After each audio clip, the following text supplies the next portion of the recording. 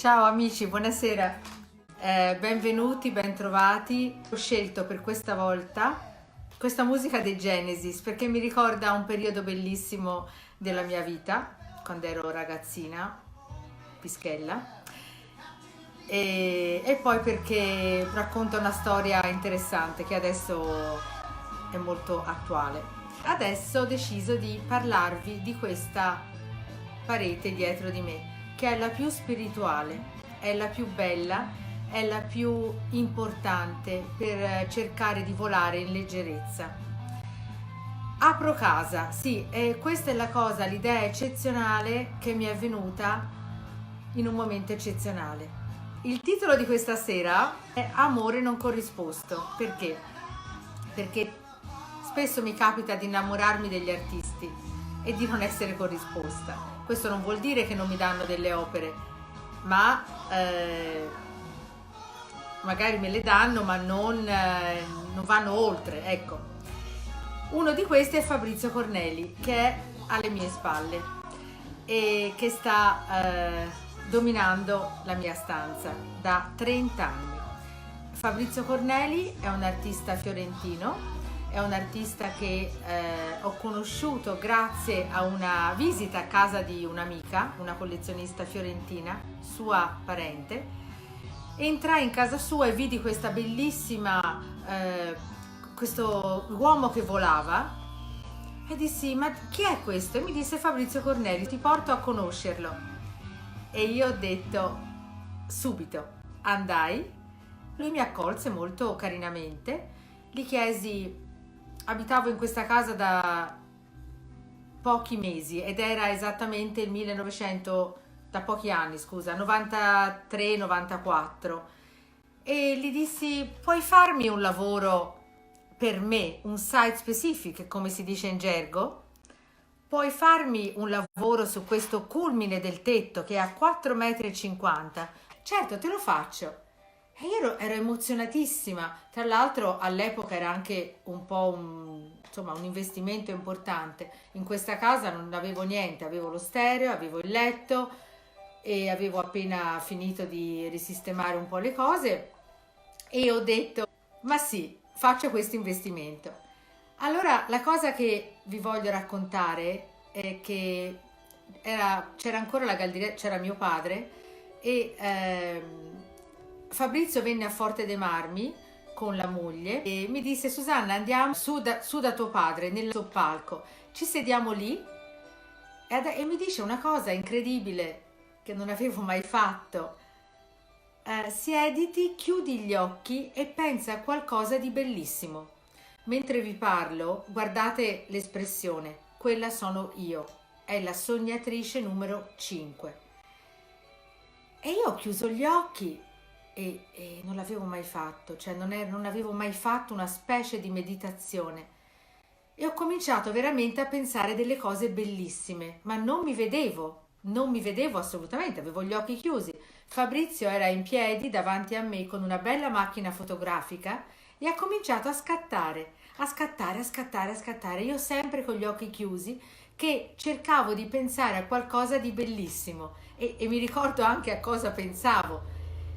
Quando ho aperto gli occhi dopo mezz'ora, che è lunghissima per una che non è abituata a farlo come me, ho visto le foto che mi aveva scattato ed era questa espressione, è l'espressione del Buddha, è l'espressione di un'altra dimensione, perché noi non ci si vede mai quando si pensa a qualcosa di bello.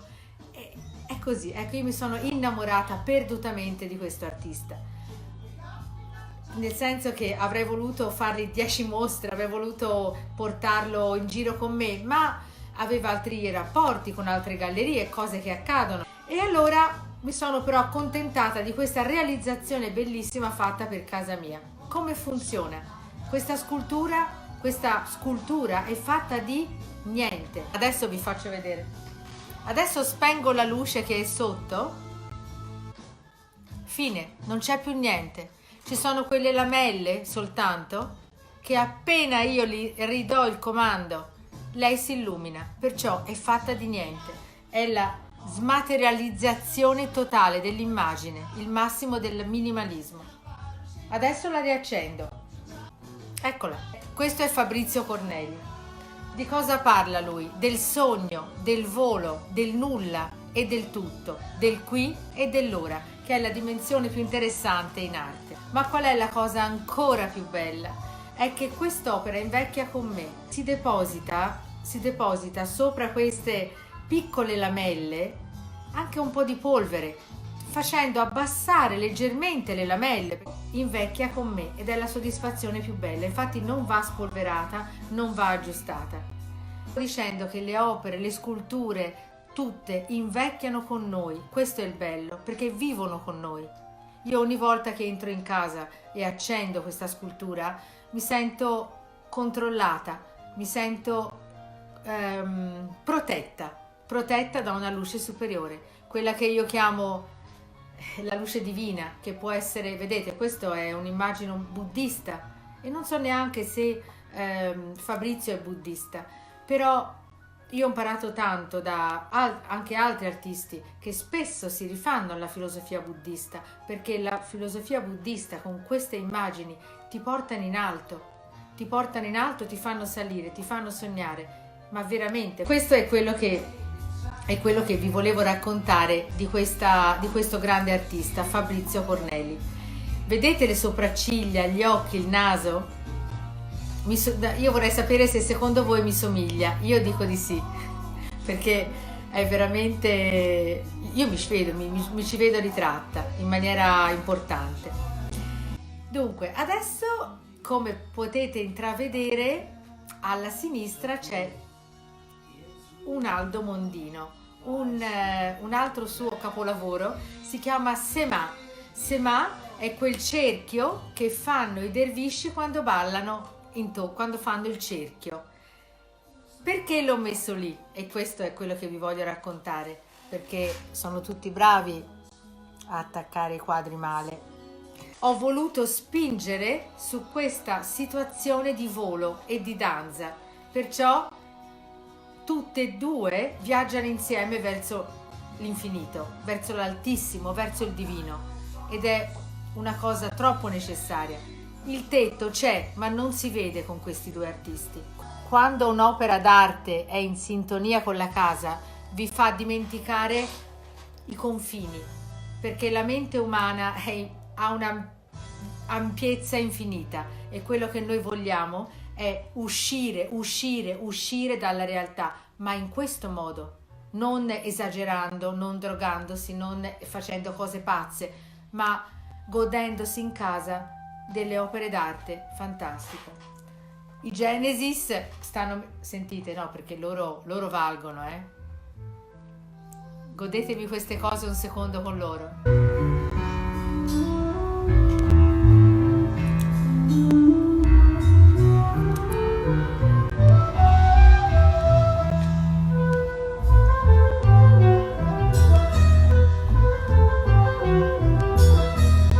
Ritorno da voi, sempre in questa dimensione che io chiamo estatica.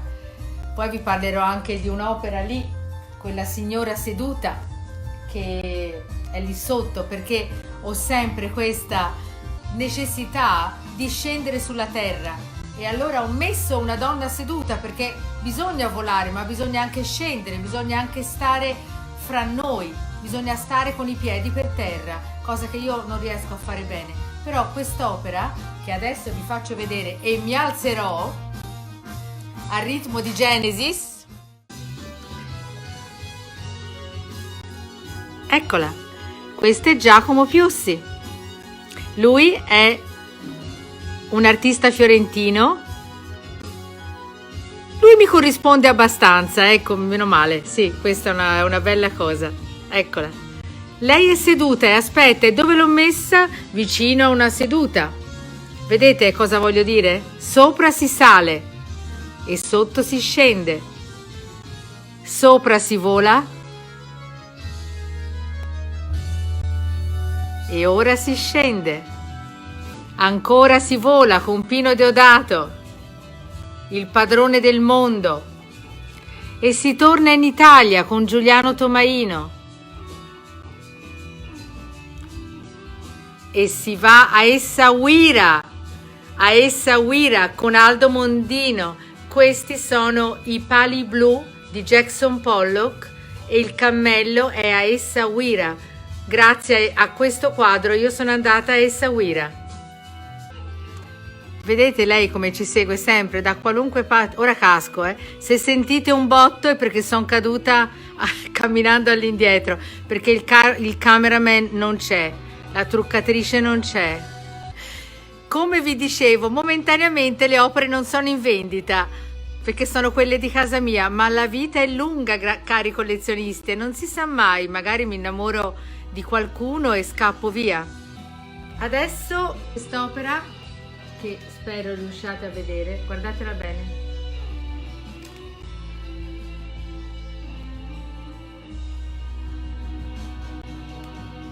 Attenzione a questo titolo: l'uomo che mangiava le lucciole per vederci molto meglio.